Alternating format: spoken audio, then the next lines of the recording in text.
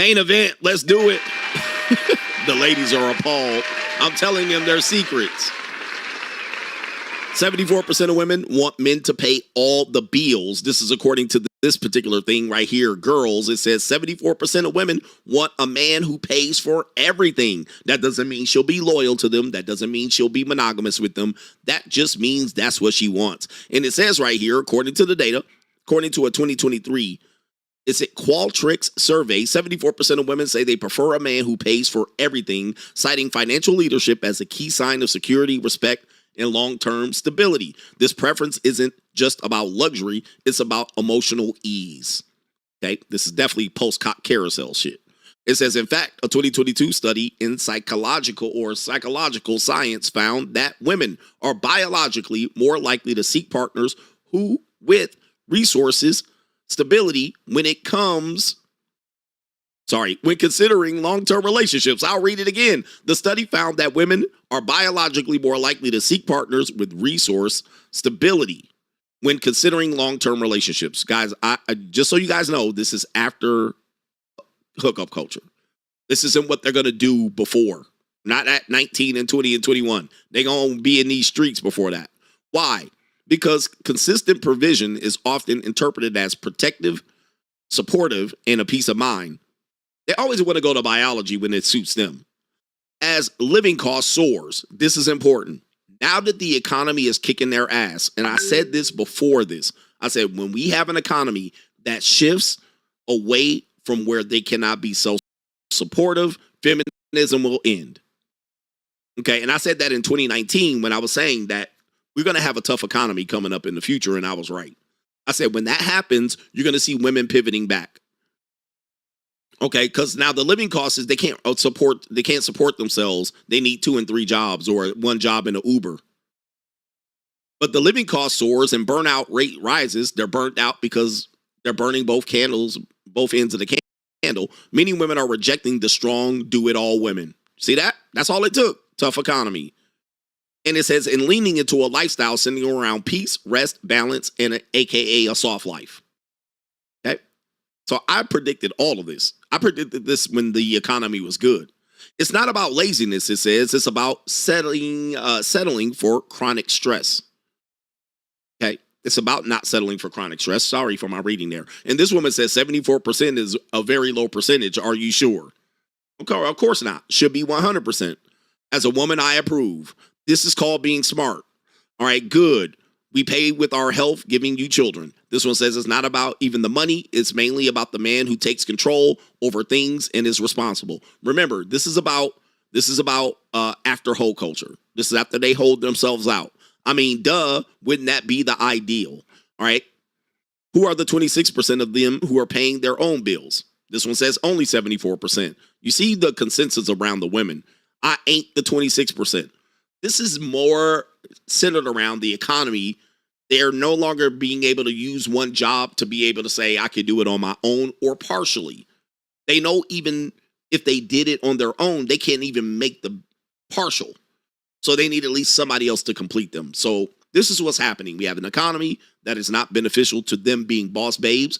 Careers are going the way of the dinosaurs, especially stability in careers. You have AI. You have non-DEI, no DEI, no affirmative action. So you don't have them benefiting from these things that essentially kept them afloat. So what are they pivoting back to? Men need to take care of us. So now you see more prevalence of OnlyFans, sugar babying, and this type of monetized dating. As I say, all men pay. Predicted this. I wrote about this in my book, The Evolution, and now we're here. So anybody that's trying to fix this, right? How do we fix this? There's no fix.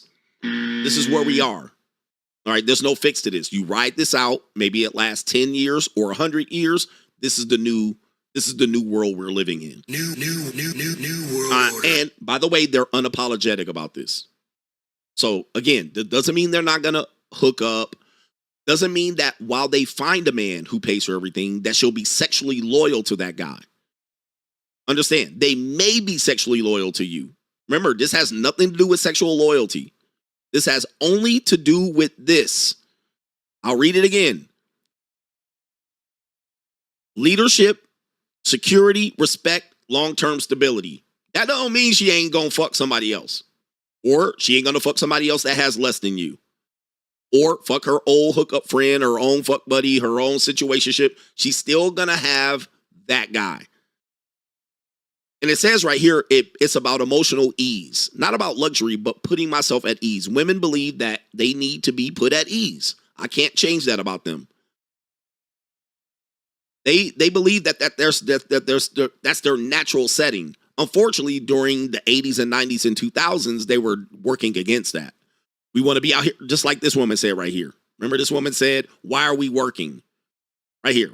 The fuck? Like, I feel bad for these kids that are out here playing and shit, bro, because this is all the freedom you get, bro. Like, she's like, what's the end result? We just going to keep working for 40, 50 years? Yes.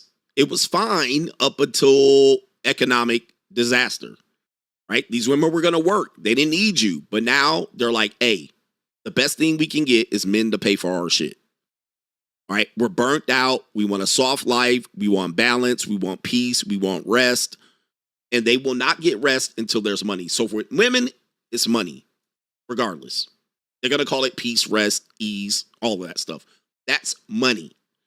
Men, it's ego. We want a woman that's sexually loyal to us, that we care about, that we take care of. We don't have enough people to give everybody that. That's why we're still going to be up shit's creek. There's not enough men that can support all these women. There's not enough women that will be sexually loyal to men that don't provide ease. And there's no guarantee she'll be sexually loyal if you provide ease. There's not enough men that are going to put themselves in a position to gamble on this. Not here in America, not in the Philippines, not in Thailand, not in Colombia, or none of that. So that's where the problem is. That's where I think the problem is. There's just not enough people to service everybody. That's not enough. All right. So I can do it, but I can only do so much. I only got so much money and so much dick. Now I can do it for 1, 2. I can certainly do it for two or three women. Now, once the money goes away, everybody knows the girl is gone. So once I don't provide that, I was providing it. I don't provide it no more. I lose the girl. Everybody knows that. That should be par for the course. That shouldn't even be anything people are worried about, because that's certainly true. Once the money's gone, or once that ease is gone, she's gone. She's going to start finding another person to provide that. Whether she finds it or not is irrelevant. So this is all it is. This is all it is. This is why people have practiced polygamy, polygyny, and whatever you want to call it, because this was always the case. We're evolving back to the original plot. And soon as biology benefits them, they say, well, it's biological. But it's also biological for me to want to fuck 100 women and have 5 wives. That's biological. You see, when the science works for me, they were like, well, you should have some integrity and some morality. Now morality comes up. But they didn't mention morality in this. Where's the morality in this? Well, it's the right thing to do, and men should take care of women, okay? The morality is not, the moral argument is not there. Well, aren't you supposed to be sexually dedicated to that guy? Well, you know, a girl's got to do what a girl's got to do. I got to go to girls' nights out. See, the problem with this, and this is the problem, is that when you have this, 74% of women want men to pay for everything, which is fine. I'm fine with that. What men can't get is sexual exclusivity. He can't guarantee that, number one. He can't keep her in the house. He can't keep her off of social media. He can't keep her out of the fucking nightclubs. He can't keep this woman from being a whore when she shows up. This is one of the main problems now. So she's going to come in, OnlyFans, high body count, skeezed out. She's going to come in old, worn out, tired, and exhausted, and burnt out. She's going to come in still on her social media. She's still going to come in on her OnlyFans. She's still going to come in on her Twitter. She's still going to come in with her Snapchat. She's still going to come in with her pookie ass nigga. She's still going to come in with her ex-drug dealer boyfriend. She's still going to come in with her past. She's still going to come in and say, you can't tell me shit. She's still going to come in and say, you can't control or own me. She's still going to come in, and you're still doing this. This is the problem. The minute you try to then put the clamps on her motherfucking life and tell her and control her, she gonna say, you don't own me. I don't have to do any of that. Don't be controlling. Don't be insecure. What? My past don't matter. Your body counts don't matter.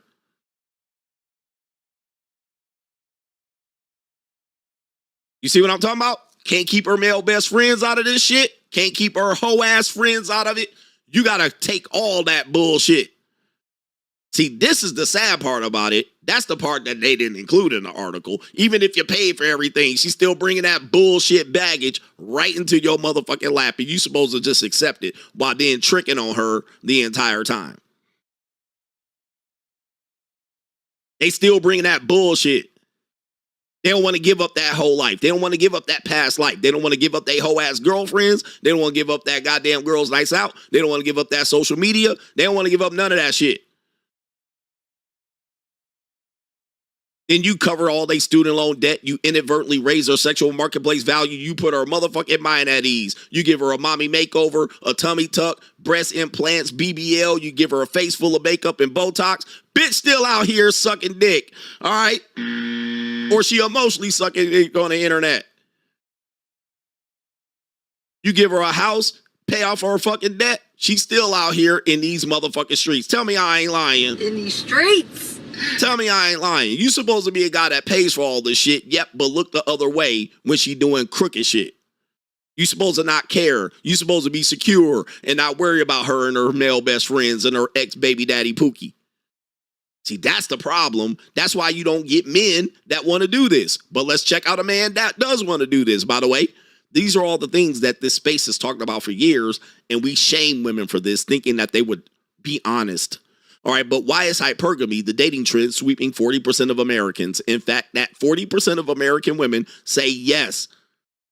Hypergamous dating, showcasing success and affluence on the first date, aka leading with your wallet, and success is an attractive, significant factor in the attractiveness for men and women. All right, so 47% of women who learned what hypergamy was, once they learned about hypergamy, which was a negative thing in our space, they had a positive perception of hypergamy. Positive. So once told, these women are hypergamous. They wait at the finish line. They date 20% of men. They only want money. Right? When they were told, okay, the red pill has a phrase. Evolutionary psychology has a phrase called hypergamy, which we were supposed to tell women and they were supposed to be shamed. 47% of them said, oh, I have a positive perception of hypergamy, which means 53% didn't. But 47% of Americans consider it luxurious if their date includes learning about the date's background. Okay, that's not the phrase. That's not what I wanted to read. What I wanted to read was up here. 43% admitted that they were not aware of the term hypergamy and found themselves exhibiting traits of hypergamy, a form of romantic attraction where one person is drawn to another who has a higher social economic status than themselves. Oh, I never heard of that. Yeah, but now that I know it, yes, I'm hypergamous. Yeah, what's wrong with that? Just like we see in this one here. 74% of women want a man who pays for everything. Comments? The women are like, yeah. I approve. That's what I'm looking for. That would be best case scenario. It should be 100%. That's low percent. Are you sure? I mean, duh. That would be ideal, right? Wouldn't men want this? I ain't the 26%. Okay, so you can see where women's heads are going. They're like, yeah, they're thinking men find this to be the position they want to be in. They're volunteering for this. Don't men want to pay for all women's bills? Don't they want a woman to take care of them and love them for taking care of them? Yeah. Yeah. Don't matter if I work at Target. If the woman, doesn't matter if the woman works at Target or she's an executive. They're like, yeah, duh. Okay, so now we got this one out here. We got a guy that says, right here, is this the video that I wanted to show? Let's see it. Time I said, if you have a good woman and she's out spending your... Okay, that's not the video that I wanted to show. All right, so let me see if I can find the video. Let me see here. See here. Let's see. Where's the video at? For a while, I was like, man, I want a girl that's as driven as me, you know, because